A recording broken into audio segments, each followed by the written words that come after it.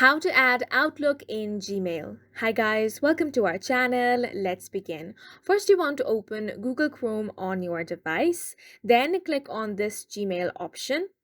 Or you can also head to the search bar and search for mail.google.com, then sign into your account. Once you have done that, click on this gear icon to open up your settings. Then click on See All Settings option. Once you click on this option, it's going to look something like this, and you're going to find different settings option. Here you want to click on Accounts and Import option. Then scroll down a bit and find the option that says Check Mail from Other Accounts. Now click on Add a Mail Account.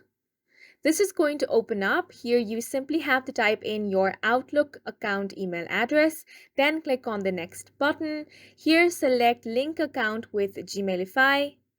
Once you have done that, click on the next button. Now you need to enter the password of your Microsoft account, so go ahead and do that. Then click on the sign in button. Now you can choose to stay signed in. For that, click on the yes button. After this, it is going to ask you for the app access permission. Here you need to click on the accept button, and once you do, the access is going to be given and the accounts are going to be synced.